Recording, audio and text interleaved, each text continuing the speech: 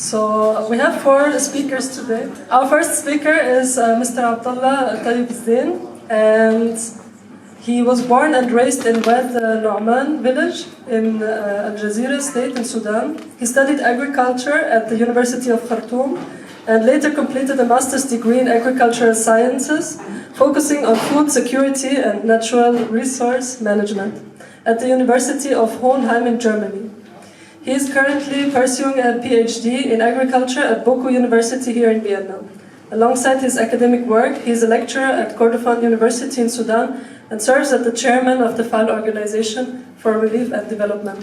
Please applause for Mr. Thank you very much for all of you to attend our event, and the thanks to Palestinian Stories for organizing this event with the team, and the thanks also for Bruna Bassage for offering this space here. Very thankful for you all. As Ilona mentioned that, I'm Abdullah Zain. I'm from Sudan, from a village called Wad Nu'man. Wad Nu'man is one of the biggest villages in South Jazeera locality. Our council is called Al-Hosh. As she said, I did my study in Wad Nu'man for elementary and primary school. Our village is one of the oldest villages in Sudan, in North area in Jazeera. It is many centuries, nearly 500 years established there, and still people are there. And as Jazeera is one of the famous areas in Sudan, Jazeera means island, but it's not real island because it lies between 2 Niles. I don't know, I have a picture here. Can we see the first page, please? First slide. No, this is the entrance of my village, of the man.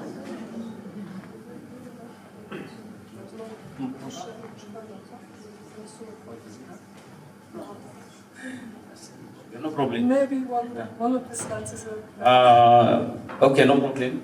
Jazeera means that it lies between 2 Nile, Blue Nile and White Nile, and there is one of the famous projects or schemes, Jazeera scheme, established since 1925, and now already more than 100 years. And this scheme is designed and constructed by the British colonization there. And the main objective of the project is to grow cotton and export cotton to England. Later on, the crops extended to be cotton, groundnut, sorghum, dastura, and wheat, and some vegetables, groundnut also.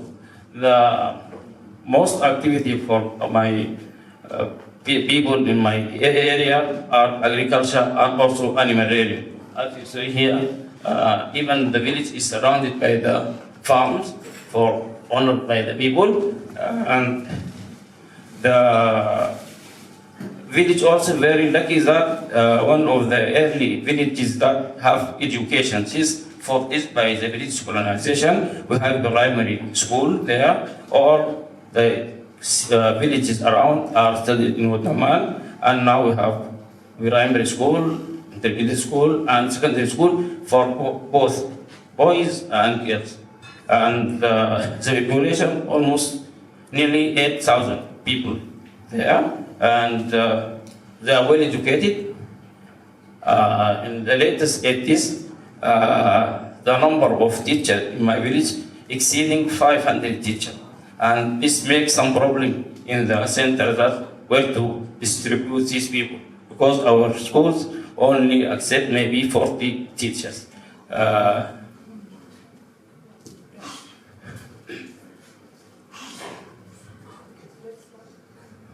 Yeah, this is a picture for Jazeera scheme. Is almost more than 800,000 hectares, and this one of the offices for agriculture. This is called Wad Nu'man office, number 4. There are more than 100 offices for agriculture in Jazeera, and our office is number 4, and that's building for the officers and to organize how to grow, how farmers to do. Yeah. This is a picture of the office. Yeah, this is in the neighboring canal. We have in the zero scheme. We have main canal come from Sinnar Dam south, and then also I have to say that the zero scheme is very exciting. That the area, this area, 800,000 hectares, they are irrigated by gravity irrigation. No pumping. There is a slope that goes all through the area. The water comes from Sinnar Dam through main canal, and then it went in major canal, then minor canal, and at the end to the field canal. These are my family. In one of the trip to this is a forest from Equivalent. This is my family. Once last, I think before the war, they are up there, and as you see here, there are animals, camels, goats, and sheep coming, because this is one of the sides of the village.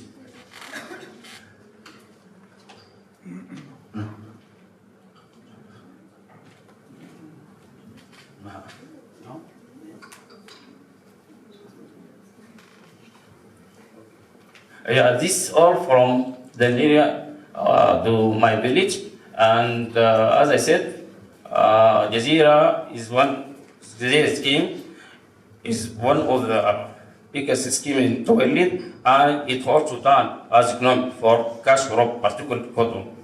But now there are some deterioration since 2005. There's the Omar al-Bashir regime. They made a law that called Jazeera scheme law, and they leave the farmer to grow what he wants. But in the past, there is administration for all this area in Barakat, and they control everything by time, sowing time, irrigation, weeding, everything is going correct as a crop. Since 2005, everything is not going well, and farmer can grow what he wants to grow. And this crop rotation in the Jazeera scheme, because to avoid insect and diseases, because every disease or insect has a host. So they make plans that to grow here what you want, and what is not affected the crop in the next year. The situation now, yeah, this is Jazeera scheme. As you see, this is a canal. There are hundreds of canals. The blue, this is Blue Nile, and that is blue, the White Nile, and brown are the major canals, and the green are the minor canal in the Jazeera scheme. To irrigate hundreds of hectares in for all over the year, summer crops and winter crops. But now the scheme is deteriorated. Some problem in the canals, infestation by diseases, and also sedimentation in the canals, because there is no every year rehabilitation. Maybe you can tell us a little bit about how the situation was in the last 3 years, for example. In my area? Yeah, in this area, you told me before that there was a lot of conflict.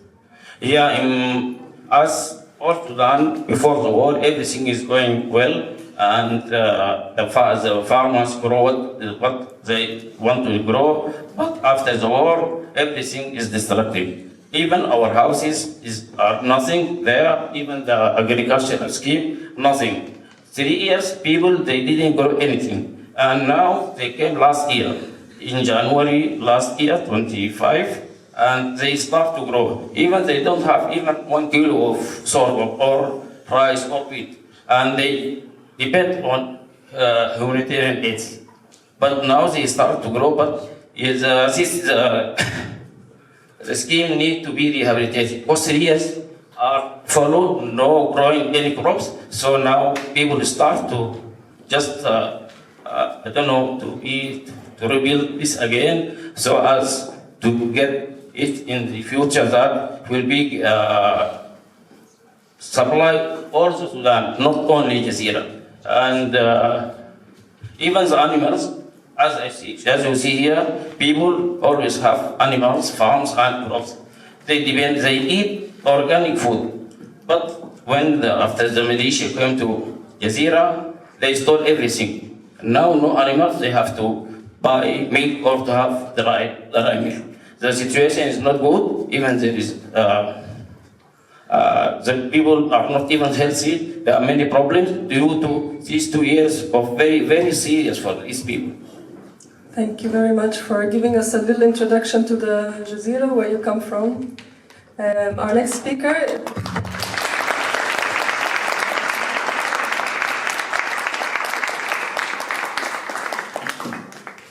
Our next speaker is Sana Sadiq. She's a Sudanese community activist living in Vienna, in Austria.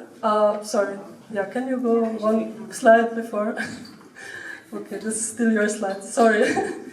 So she's a Sudanese community activist living in Austria, and she works on issues related to women, family and social development, and is engaged in awareness initiatives and supporting individuals and families in need. Through her work with Mendi, an organization for the culture of peace and diversity management, she contributes to community programs that promote dialogue, inclusion, and social cohesion. Very much like what we are trying to do. She believes that empathy and knowledge are the foundation of inclusive and resilient societies. An applause, please, for this. Thank you.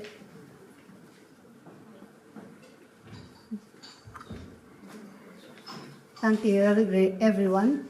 I really appreciate this event and Palestinian stories. My name is Sana Sadiq. Before I begin, I would like you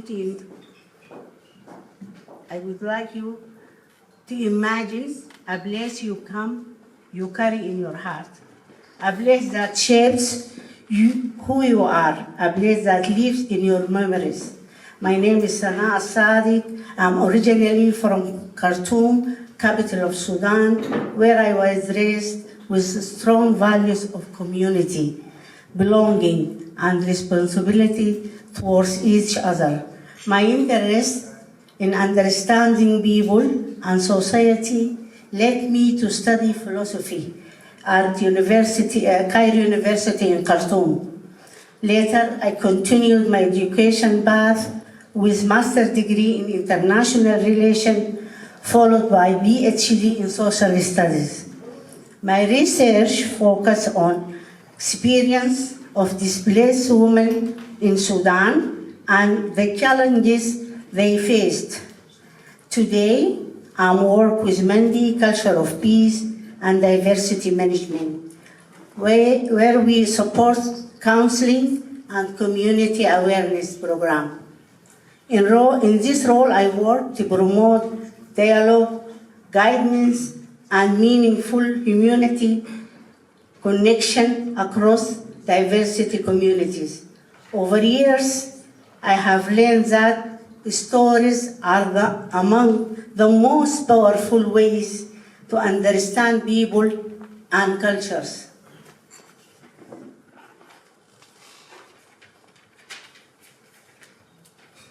Through stories, we move beyond assumption and statistics and began to see the human experience, feelings, memories, and shaped hopes. They allow us to see ourselves in others, even when our backgrounds are different. But long before any degrees or titles, the most important lesson in my life came from someone who is very close to my heart, my grandmother. She was more than my grandmother. She was comfort, laughter, and sense of home. My father passed away when I was very young, and my mother took both roles as a mother and as a father. She was strong and sometimes strict. because of life required resilience. Yet, my grandmother brought balance in our life. With laughter and stories, she restored softness to our family. Without realizing it, she helped us to heal. From her, we learned how to build relationships, remain connected to others, and move through adolescence without closing our heart. She rarely offered direct advice. When one of us felt sad, she simply opened her arm and held us close. Calmness come before words. As I grew older, I realized that raising a child is not about control or about creating a sense of safety, but about creating a sense of safety. A child who feels safe in loving arms grows strong from within, and that strength becomes the foundation of the inner peace. Even when she was tired, she wakes up early for school and used to say, education is the best support when life becomes difficult. At that time, I didn't fully understand her encouragement, but today I see how her words shaped the success of her grandchildren. She told me that grandmother plants seeds. She might never see them, yet future generations are nourished by their fruits. She never spoke about respect. She simply showed the way she treated others, neighbors, shopkeepers, and every guest. From her example, we absorb good manners naturally. I also learned that children imitate what they see from them, what they hear.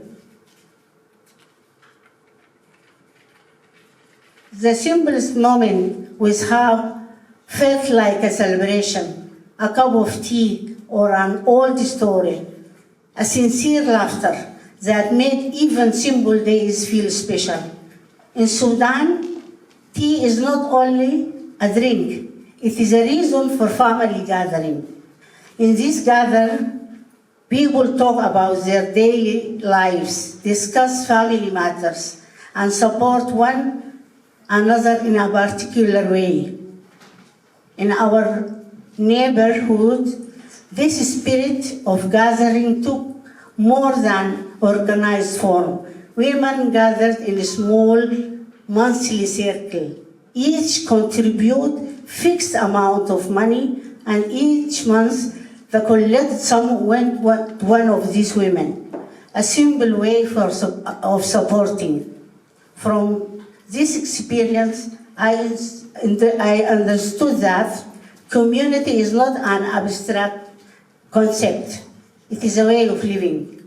My grandmother passed away, yet I find her how I listen, in my patience, and in my way to connect with others. Because of her, I carry a small piece of Sudan with me wherever I go. A true grandmother never truly leaves. They still continue across the generation. Now I am a grandmother. I am a grandmother too, and I have tried to do what my grandmother did for me. Thank you.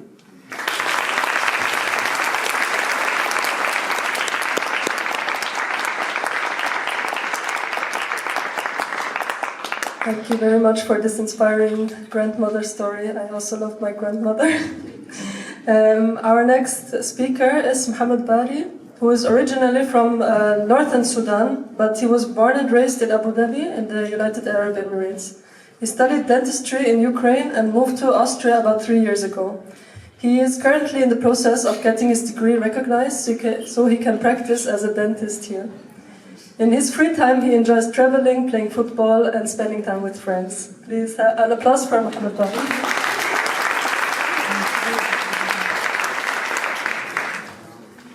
closed rule. I would like to start with secure word. Hello, everyone.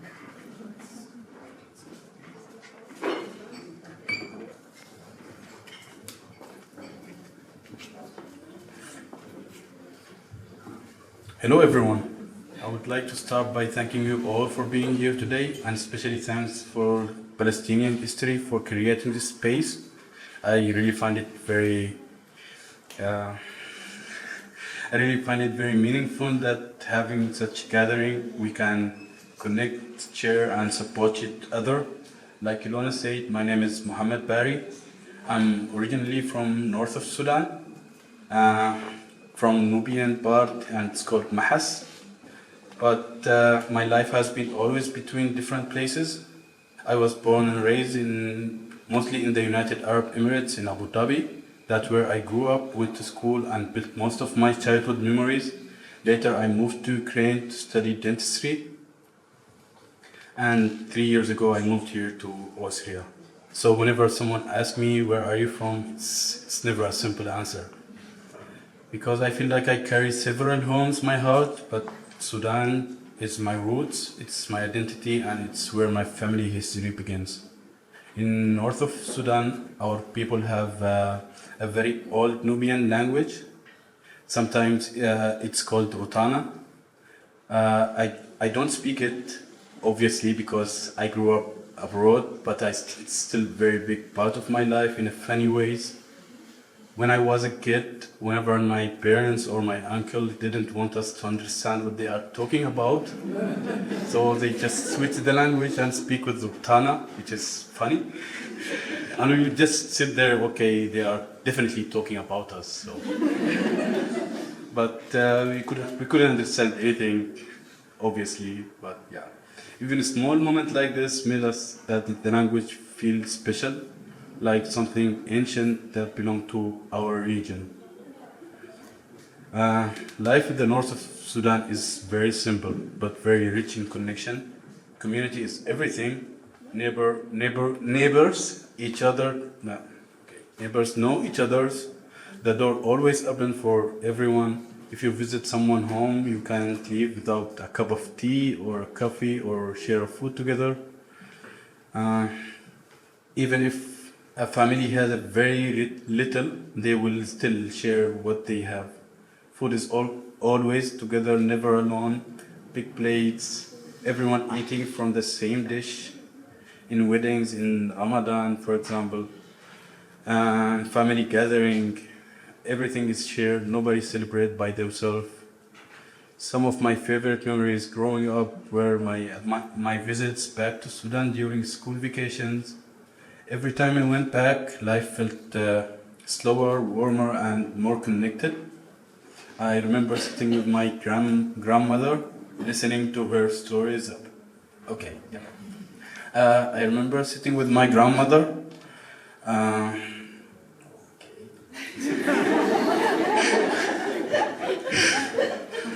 Okay, yeah, I'm right. Listening to her stories about the Nile and about farming and about the holidays, simple stories, but they made me feel like I belong to something bigger than myself. Even though I grew up in Abu Dhabi, not in Sudan, Sudan always stayed in my heart. Growing up between two countries teach me sometimes something interesting. You learn how to adapt, how to live in different cultures, but you also hold tighter to your roots. In a way, it makes you more proud where you come from. But in the last 2 or 3 years, things have been very difficult in Sudan. After the revolution, there was some hope. People believed things would finally get better. But instead, the country went through instability and conflict, and now many families suffering. And for many people, that might sound like a political news or headline, but for us, it's more personal. It's our families, our homes. It's phone calls just check if someone's safe or not. For me, it's also emotionally complicated because Sudan is my homeland, but UAE also counts as my homeland, and they are the biggest supporter of the militia in Sudan right now against the Sudanese. army. That's why I actually decided not to go back to UAE after I left Ukraine. After the war in Ukraine and I finished my study, I decided to not go back to UAE, even though all my family still live there and they face everyday challenges talking about Sudan and can't talk about what's happening in their countries. Because if they did, they will eventually they will eventually be brought to face government in UAE. So sometimes I feel like my heart's split between two places. Both places mean so much to me, and seeing hardship connected to both sides feel heavy and confusing. Watching everything from far away is hard for me, and I feel helpless sometimes. But that's actually what.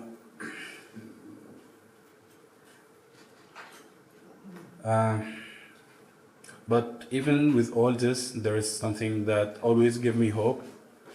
Sudanese people are incredibly resilient, even in these worst situations. People still help each other, neighbors share food, families open their homes, communicate and support each other, just like one big family. And honestly, gathering like this reminds me of the same spirit, because sometimes helping doesn't start with something huge, rather it starts with something simple, sitting together, sharing a meal, talking, remembering, and raising awareness, supporting one another. Sudan is not just a news, Sudan is my grandmother's stories, childhood memories, language, food, family, and warmth in home. So thank you all truly for listening for and caring and supporting Sudanese people. It's mean more than you know. And Ramadan Kareem, and I hope you always continue to gather like this with compassion and community.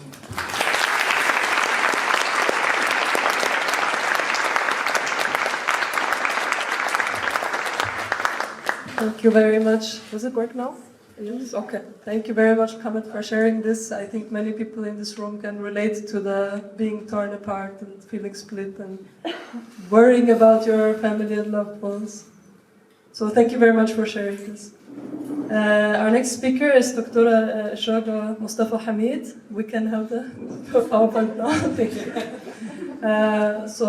Dr. Ishraqa Mustafa Hamid wurde in Kosti, Sudan geboren. Sie studierte Kommunikationswissenschaften sowohl im Sudan als auch in der Universität Wien, wo sie ihr Masterstudium abschloss. Anschließend begann sie 2006 das Doktoratstudium am Institut für Politikwissenschaften. Parallel dazu arbeitete sie 5 Jahre lang als freie Lektorin. Sie ist Schriftstellerin, Übersetzerin und Kulturschaffende. Sie hat 9 Bücher auf Deutsch und Arabisch veröffentlicht und 10 weitere Bücher übersetzt bzw. mitübersetzt. Sie ist auch Frau des Vereins Mendi, Friedenskultur und Diversitätsmanagement, und koordiniert in diesem Rahmen Schreibwerkstätten für Migrantinnen und Geflüchtete aus Österreich und anderen europäischen Ländern. Aus diesen Projekten sind 8 Bücher hervorgegangen, die in Kairo veröffentlicht wurden.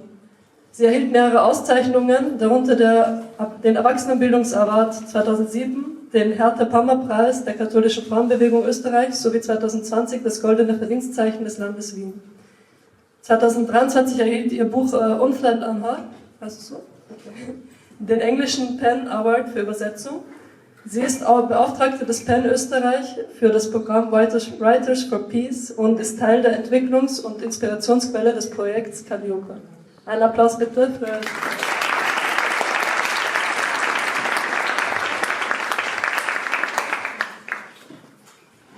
Einen schönen guten Abend.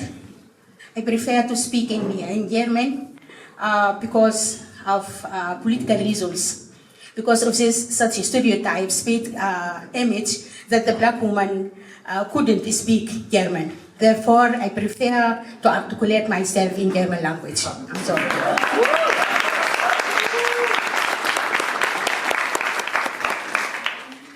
Ich möchte mich zuerst bei euch bedanken, bei der palästinensischen Geschichte. Und ich finde, das ist wirklich toll. Das ist eher der Kampf in Palästina im Kontext, das ist von uns allen. Weil ich finde, dass wir alle ein gemeinsames Schicksal haben, vor allem jetzt in der Welt, wo unsere Welt wirklich drawing in violence.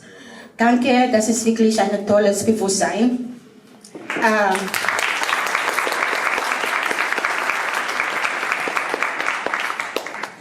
Ja, ich bin, wie du mich vorgestellt hast, ich habe Mandy für Friedenskultur und Diversitätsmanagement. Und Mandy war eine Prinzessin aus Rober Mountain, aber sie ist vergessen in unserer Geschichte, wurde nie erwähnt. Und als Kind von unserem Nachbar hat mir immer von ihr erzählt und hat mir gesagt, du wirst eines Tages so wie Mandy sein. Als ich in die Schule war, habe ich nach ihr gesucht, in den Medien gesucht. Ich habe sie aber nicht gefunden. Und daher habe ich sie ins Leben hier gerufen. Das war zuerst während dem Lockdown. Und damit ich nicht in Depression falle, habe ich ein Arts of Management gegründet, wobei alle sudanesische Kulturschaffenden eingeladen, dass sie über ihre Arbeit sprechen.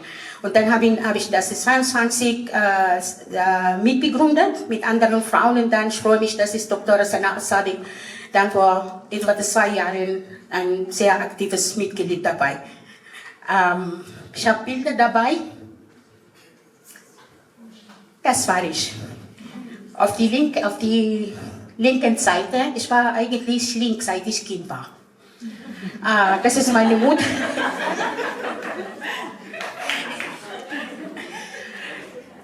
Warum ist das Bild?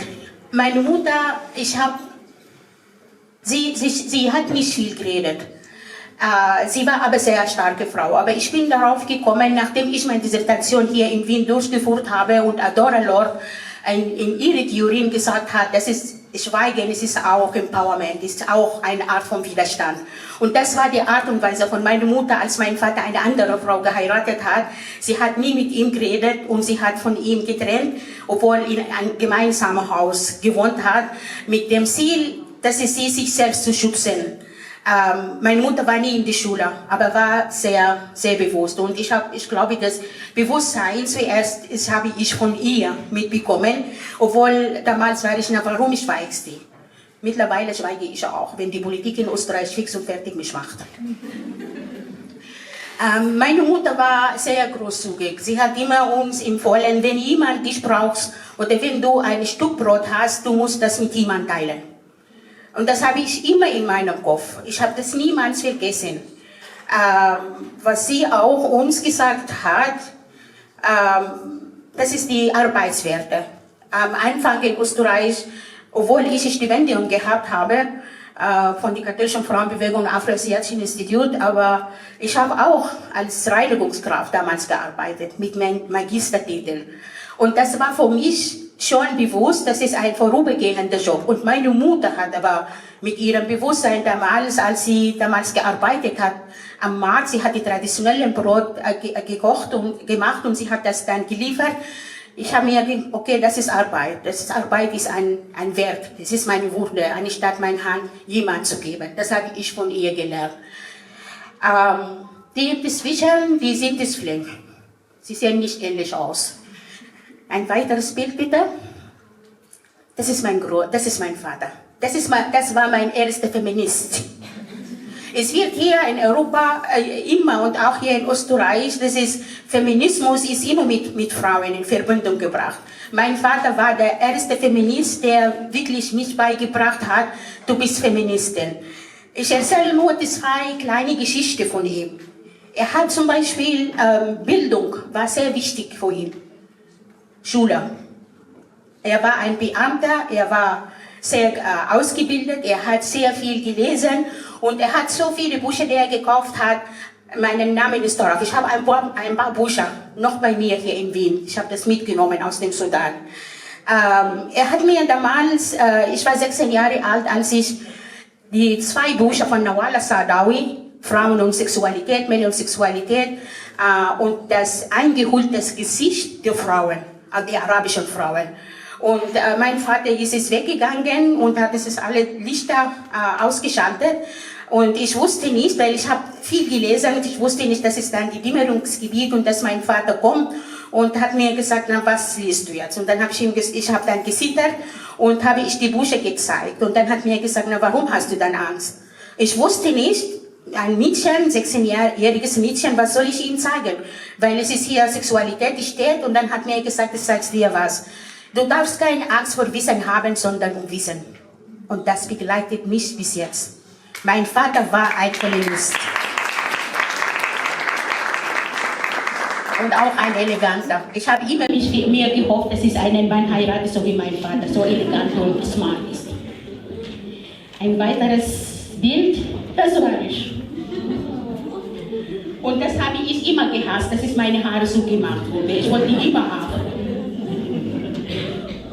Aber meine Großmutter, die hat das dann konnte, was über sie, mit diesen Bändern. Das wollte ich überhaupt nicht. Ich wollte meine Haare frei haben. Weiter. Die war die Schwester, die ältere Schwester meine Großmutter. Ich habe sie wirklich, sie war auch eine sehr starke Frau. Und ich habe schon gemerkt, wie sie zum Beispiel, du musst das machen, ja, mit dieser Wille, mit dieser Stärke. Und das habe ich schon gesehen, diese Unterschiede zwischen meiner Großmutter und ihrer Schwester. Sie ist auch leider verstorben. Das war ich. Und die ist auch leider verstorben. Sie ist meine Nichte. Ich habe von ihr auch viel gelernt. Auch Arbeit ist ein Wert, ist eine Würde für Frauen. Ja, das als ich die Bücher von Noah Sadao gelesen habe. Ich sehe so ein sehr armes Mädchen, aber ich war wirklich nicht arm. Ich war wirklich so wie ein freundlicher Teufel. Das ist die tollste Frau in meinem Leben. Das war meine Großmutter. Ich kann wirklich nicht so viel über sie erzählen, obwohl ich sehr viel über sie geschrieben habe. Mein erster Artikel in der Zeitschrift Frauen Solidarität war über meine Großmutter. Das war schon 1997. Meine Großmutter hat zwei Worte oder zwei Sätze, die mich bis jetzt begleiten. Ein Niedersamlet Zieder. Das bedeutet, ich kann das jetzt eigentlich nicht Wort zu Wort übersetzen, aber das bedeutet, was du Gutes machst, kommt zurück. Und was du Schlechtes machst, kommt zurück. Ich habe das immer in meinem Herz, immer in meinem Kopf. Ich mache es gut, auch wenn das es nicht so ankommt. Die Absicht begleitet die Art der Absicht. Ja, so in diese Richtung. Was ist Gutes kommt, dann machst du, komm zurück. Und sie hat auch ein schönes Wort gesagt, dass das freundliche Wort ist Parfüm des Inneres. Immer freundlich bleiben. Aber sie war eine starke Frau. Als mein Vater eine andere Frau geheiratet hat, sie war hinter uns. Mädchen, wir waren jung und jeden Tag bei der Dämmerung hat uns aufgewacht, steh auf, Wissen ist eure Befreiung. Stellt euch vor, eine Frau, die nie in die Schule war, aber trotzdem hat das ist immer uns gesagt. Und bis jetzt, wenn ich deprimiert bin oder wenn ich entsetzt bin, denke ich an, was sie gesagt hat. Wissen ist eure Befreiung. Sie wollte auch, dass ich nicht so früh heirate. Da lernen. Du musst lernen. Die Männer kann man nie die Männer garantieren. Die hat das immer gesagt. Meine Großmutter hat 3 Männer geheiratet. Weiter. Oder das ist das letzte Wort. Und wegen ihr habe ich eine Schreibwerkstatt mit Migrantinnen, geflüchteten Frauen, einen Workshop zum Thema Unsere Großmutter sind unser Reichtum. Und das Buch haben wir jetzt analysiert. Wir haben herausgefunden, wissenschaftlich, dass unsere Großmuttern waren Feministinnen, ohne sie das zu wissen. Die waren Frauen aus Kurdistan, Frauen aus dem Irak, aus dem Sudan und aus Eritrea. Ich glaube, ich bin schon fertig damit. Vielen Dank.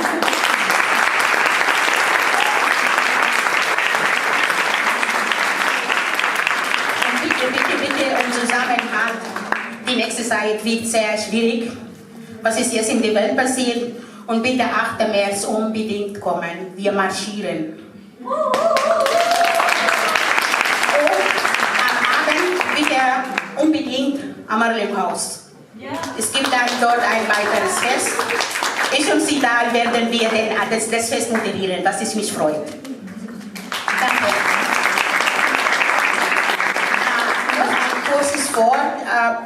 bitte, ich appelliere euch alle, Spende vor Fall.